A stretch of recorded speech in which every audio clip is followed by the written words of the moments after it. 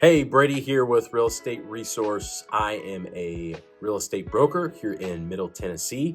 In today's video, I'm going to be talking about how to buy a home. You'll have to excuse my nasally voice today. I'm dealing with some allergy issues. But anyway, there's a million ways you could break down a video like this on how to buy a home. I'm going to break it down into 6 steps. Keep in mind, this is based off of a regular standard real estate transaction in the residential world here in the year 2024 and 2025. So it's kind of a 30,000 overview look of the process. So anyways, let's jump right in. Step number 1 is find a realtor. Find one realtor. Maybe you already know a realtor. Maybe your mom's a realtor. Maybe you don't know a realtor. So maybe you could go on Zillow.com, Realtor.com, maybe ask friends and family who they work with. But I do think it's important to find one realtor, and preferably it's someone you know or trust or at least like, because that you're going to be developing a relationship with that one person. They're going to really get to know and learn what you're looking to do, what your needs are, what your wants are, helping you moving forward. You're going to be working with them a lot through this entire process, and they're going to be doing a lot of things for you. So again, I can't stress enough, find one realtor. Moving on, step 2 is your lender. Now, I often say that steps 1 and 2 are kind of interchangeable. Maybe you know a lender, but you don't know a realtor. Many lenders know realtors and work with lenders, and vice versa. Many realtors know lenders. So that's why I kind of say steps 1 and 2 they could be interchangeable, but you're going to need both if you're getting a mortgage. So your lender is going to be setting your budget. They're going to be collecting documents from you, taxes, W-2s, all kind of other paperwork that they will need to set your budget. They're going to be your numbers people. Lender is your numbers people. Realtor is your property people. Now they're going to be working together. So it oftentimes is a good idea to maybe ask a realtor for some potential lenders to work with, or vice versa, ask lenders for realtors, because they are going to be working together with you. It's kind of like a triangle of a team working together to get you your house. So that's steps 1 and 2. One last thing to keep in mind too, you as a buyer get to pick who you work with. Don't let a realtor or a lender tell you, oh, you have to work with so-and-so, or in order to get this done, you have to work with so-and-so. It is possible that certain lenders might have certain programs that other lenders don't. Don't let anybody try to force you into working with them or a specific person. But you are going to need a realtor and a lender. So anyways, on to step number 3, your property search. Pretty self-explanatory. After a meeting with the realtor, you got your lender, you got your budget. Now you can go start looking at properties. Step number 3. Your realtor is going to be helping you facilitate step number 3. Something to keep in mind too, as of August 17th, 2024, there's been some changes to the way real estate operates. I'll just speak at least for here in Middle Tennessee. If you as a buyer want to go tour a property, 9 times out of 10, you're going to need a realtor to do that. In order to do that with a realtor, the realtor is going to need a signed document from you as the buyer stating your professional working relationship. Here in Middle Tennessee, those documents are typically titled something like exclusive buyer representation or a touring agreement. Now, those are coming after these changes that happened in 2024. August 17th, 2024, there were some changes. Now, here's a quick example for you. Let's say you don't have a realtor yet. You go on Zillow.com, you find a property, you call that realtor, hey, I want to tour this property. They're going to say, great, that sounds good. Let's go tour the property. I need a signed document from you stating you're working with me just to get you into that property. So that's something to really be aware of as a buyer in today's world, because that's something it's a little different. Something we've been doing here in Middle Tennessee, but there used to not be a requirement to have that. Now there is. You have to have that document in order to go show somebody a property. So step number 3, pretty self-explanatory. You're looking at properties, finding what you like. Let's move on to step 4, your offer. So let's say you found the property, you want to submit an offer. You're going to be working directly with your realtor on what terms are going to be on this offer. Those terms will look something like, what's the purchase price going to be? Maybe I need some closing cost assistance from the seller. That could be on your offer.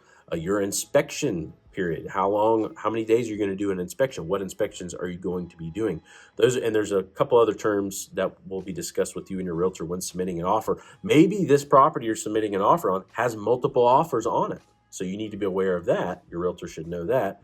Maybe you need to be a bit more aggressive with this offer on the terms of your offer.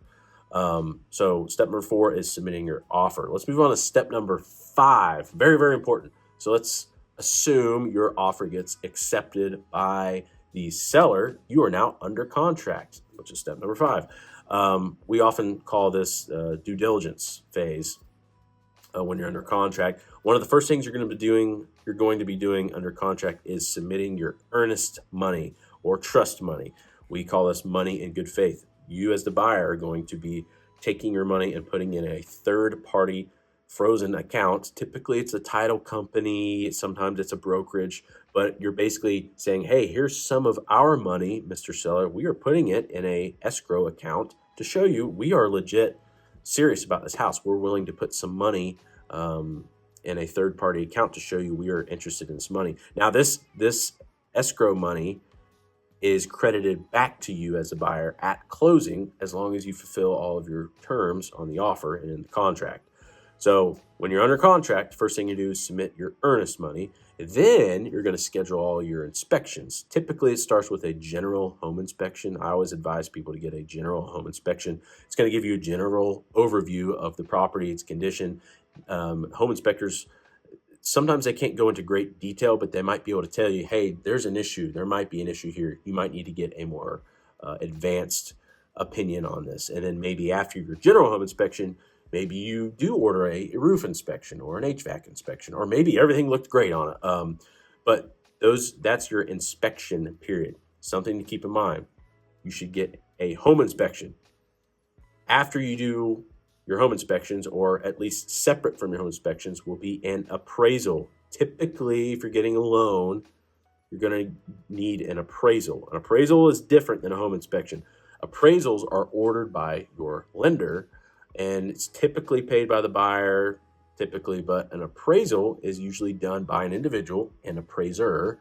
They go out there, they will determine the market value of the property. They're not looking into all, like a home inspector will, looking into all the potential deficiencies with the property.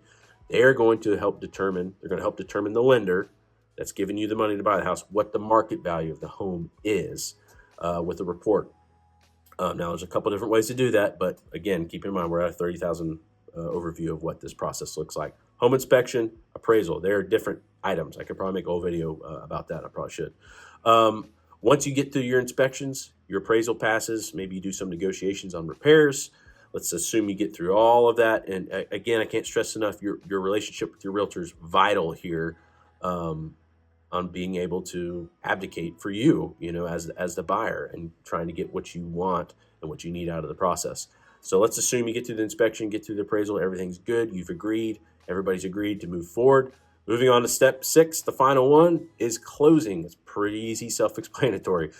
Closing is typically done at a title company, but you really could close anywhere depending on what title company you close with. But it is pretty common to close at a title company. You've probably never been to this title company. Usually it's the title company that's holding your earnest money that you deposited. When you go to the closing, well, let me back up. Before you go to the closing, typically I'd recommend as a buyer to do a final walkthrough as a buyer. You go back to the property a day or two before closing, make sure everything's fine and as the same or better than the last time you saw it. Then you go to your closing. Usually your realtor will go there. Sometimes your lender will go there.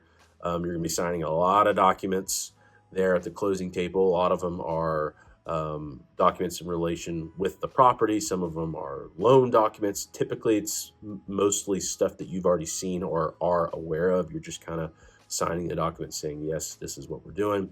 And then usually you get your keys to your house from your realtor at closing. And congratulations, you are now a homeowner. So again, keep in mind, this video is just a very, very broad overview of the process. There's a bunch of different variables that could come into play with these 6 steps, but this is just a simple video just to hopefully narrow down some of the path to get this done. Again, when I made this channel, I specifically designed it.